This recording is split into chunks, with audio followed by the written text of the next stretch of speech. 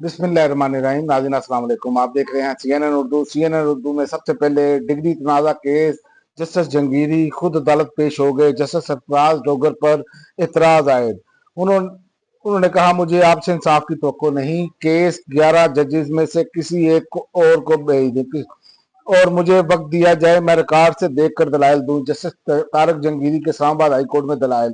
Degree तनाज़ा case में इतलात के मुताबिक इस्लामाबाद हाई कोर्ट में केस की समाअत के दौरान जस्टिस तारक जंगीरी रोस्टम पर आ गए पर बैठने पर एतराज आयद कर दिया।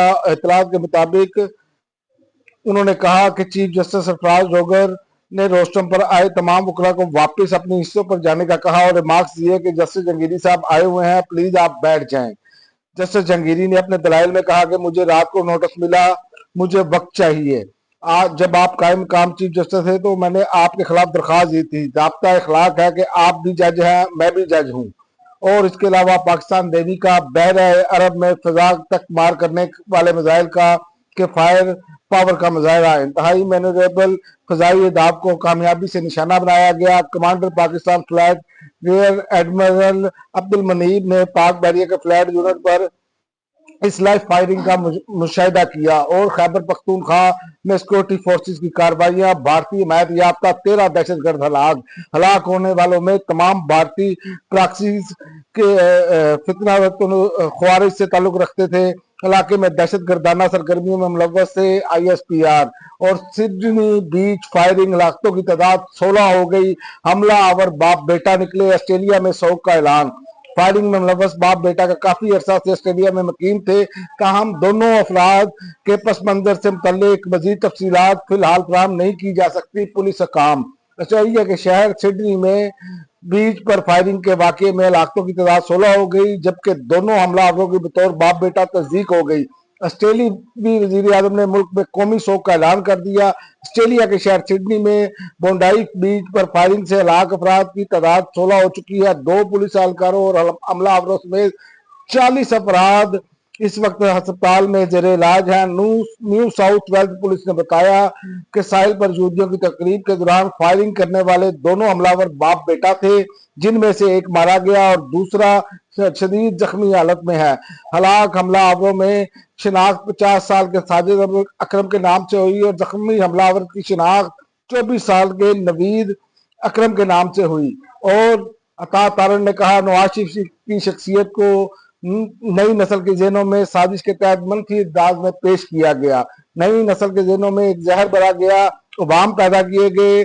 इस नवाज शरीफ के बारे में जो गवर्नमेंट कॉलेज मर्सिडीज पर जाया करते थे। वाकई वजीर का तकरीब से खिताब।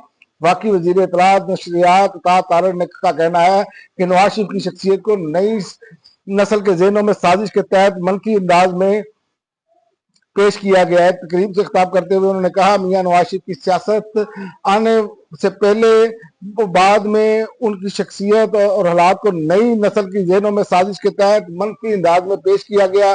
नई नस्ल के जहनों में एक जहर भरा गया है और उबाम पैदा किए गए हैं। इस नवाज शरीफ के बारे में जो गवर्नमेंट कॉलेज मर्सिडीज पर जाया करते थे, उनके वालिद 1960-70 की दहाई में एशिया की सबसे बड़ी स्टील फैक्ट्री कायम की थी। और इसके अलावा 26 नवंबर एहतजाज केस, अलीमा खान की जमानत बहाल, वारंट गिरफ्तारी मनसूख। इंसदाद दहशतगर्दी अदालत ने 26 नवंबर एहतजाज केस में अलीमा खान की दरखास्त मंजूर करते हुए इनके वारंट गिरफ्तारी मनसूख कर दी है, जबकि अदालत ने फर्द जुर्म की कार्रवाई को चैलेंज करने की दरखास्त भी खारिज कर दी।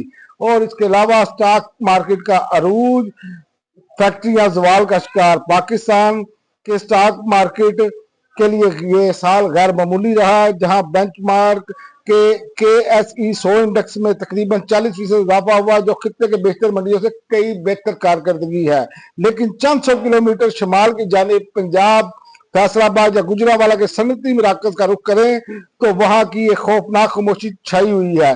ये खामोशी बंद कारखानों की रुकी हुई लूम और उन सनती स्टेटस की है जो अपने सदाद के साए बन चुके हैं। 2025 के इख्तिताम पर पाकिस्तान की एक शदीद तजाद पर मुबनी तकरीबन फ्रैंक माशी हकीकत पेश कर रहा है। अब तक के लिए नाज़रीन इतना ही। अगले बुलेटिन तक इजाजत दें। अल्लाह हाफिज।